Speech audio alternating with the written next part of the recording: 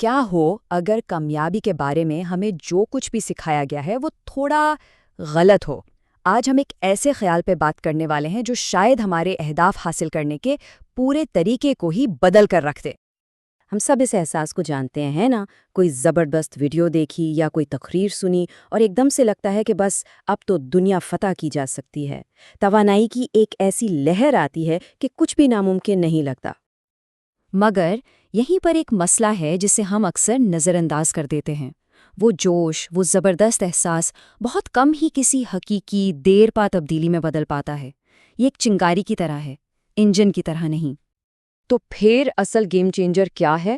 اصل تبدیلی کا راز محسوس کرنے میں نہیں بلکہ تعمیر کرنے میں ہے، ایک ٹھوس قابل عمل نظام بنانے میں۔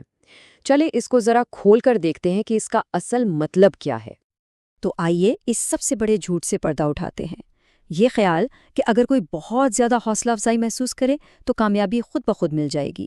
سچ تو یہ ہے کہ یہ ایک ایسا افسانہ ہے جو ہمیں آگے بڑھنے سے روکے ہوئے ہے۔ یہ ایک لائن ہی پوری موٹیویشنل انڈسٹری پر سوال کھڑا کر دیتی ہے۔ سوچے ذرا، لاکھوں لوگ روزانہ موٹیویشنل مواد دیکھتے ہیں، تو پھر ہر کوئی کامیاب کیوں نہیں ہو جاتا؟ صاف ظاہر ہے کہ کوئی بنیادی چیز غائب ہے۔ مسئلہ تحریک کی کمی کا ہے ہی نہیں۔ تو پھر حوصلہ افزائی پر انحصار کرنا اتنی ناقابل اعتبار حکمت عملی کیوں ہے؟ آئیے اس کی 3 بڑی خامیوں پر نظر ڈالتے ہیں۔ سب سے پہلی بات تو یہ ہے کہ حوصلہ افزائی جذباتی ہوتی ہے، اور جذبات خوب وہ تو آتے جاتے رہتے ہیں۔ ایک دن لگتا ہے کہ ہم دنیا کی چوٹی پر ہیں، اگلے دن زندگی کا دباؤ ساری توانائی نچوڑ لیتا ہے۔ حوصلہ افزائی پر بھروسہ کرنے سے دماغ کو کام کرنے کے لیے صحیح موڈ کا انتظار کرنے کی عادت پڑ جاتی ہے، اور یہ ایک بہت خطرناک انحصار ہے جو ترقی کو روک دیتا ہے۔ اور شاید سب سے بڑا مسئلہ یہ ہے کہ حوصلہ افزائی اکثر اصل مسئلے پر پردہ ڈال دیتی ہے۔ جیسا کہ آپ یہاں دیکھ سکتے ہیں، جو چیز ہمیں حوصلہ افزائی کی کمی محسوس ہوتی ہے وہ دراصل واضح اہداف اور ایک اچھے پلان کی کمی ہوتی ہے۔ ہمیں لگتا ہے کہ ہمیں نتیجہ خیز محسوس کرنے کی ضرورت ہے، لیکن درحقیقت ہمیں ایک ڈھانچے اور واضح اہداف کی ضرورت ہوتی ہے۔ اب اس کا یہ مطلب بالکل نہیں ہے کہ حوصلہ افزائی بیکار ہے۔ نہیں، یہ ایک بہترین چنگاری ہے۔ یہ انجن کو سٹارٹ کرنے اور کام کا آغاز کرنے کے لیے زبردست ہے، لیکن یہ وہ ایندھن نہیں جو آپ کو سفر پر رواں دواں رکھے۔ اس کے لیے ہمیں کچھ زیادہ قابل بھروسہ چاہیے۔ تو اگر حوصلہ افزائی ایندھن نہیں ہے تو پھر کیا ہے؟ جواب ہے نظم و ضبط۔ ہاں، مجھے معلوم ہے یہ اتنا دلچسپ اور پرجوش نہیں لگتا، لیکن یہی وہ چیز ہے جو اصل میں کام کرتی ہے۔ فرق بالکل واضح ہے۔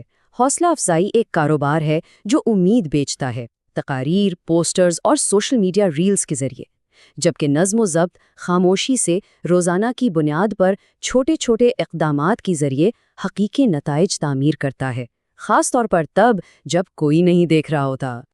یہی وجہ ہے کہ نظم و ضبط اتنا طاقتور ہے۔ یہ بورنگ ہے، اور یہ اس کی خامی نہیں بلکہ اس کی سب سے بڑی خوبی ہے۔ اسے جوش یا موڈ کی ضرورت نہیں ہوتی۔ اس کی طاقت سادہ، قابل تحمین، تکرار اور مستقل مزاجی سے آتی ہے۔ یہ بس کام کرتا ہے۔ ٹھیک ہے، تو اب نظریے سے عملی اقدامات کی طرف بڑھتے ہیں۔ کوئی ایسا نظام کیسے بنا سکتا ہے جو تحریک کے بغیر کام کرے؟ یہاں پر سوچ میں ایک بنیادی تبدیلی آتی ہے۔ موڈ پر انحصار چھوڑ کر اصولوں پر بھروسہ کرنا شروع کریں۔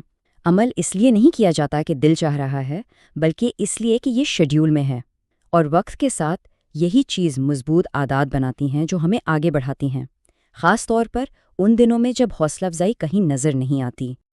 آخر میں اس پوری بحث کا نچوڑ یہ ہے، حوصلہ افزائی کے پیچھے بھاگنا چھوڑ دیں، اس کے بجائے ایک ایسا مضبوط نظام اور ایسی عادات بنائیں کہ حوصلہ افزائی کی ضرورت ہی نہ پڑے۔ ایک ایسا نظام جو اس وقت بھی سہارا دے جب کوئی تھکا ہوا ہو یا بالکل بھی کام کرنے کا دل نہ کر رہا ہو۔ اور یہ ہمیں آخری اور سب سے اہم سوال پر لاتا ہے جو ہر کسی کو خود سے پوچھنا چاہیے۔ جب بات اپنے مقاصد کی ہو تو بھروسہ کس چیز پر ہے؟ ایک لمحاتی احساس پر یا ایک چٹان جیسے مضبوط نظام پر؟ انتخاب ہر کسی کا اپنا ہے۔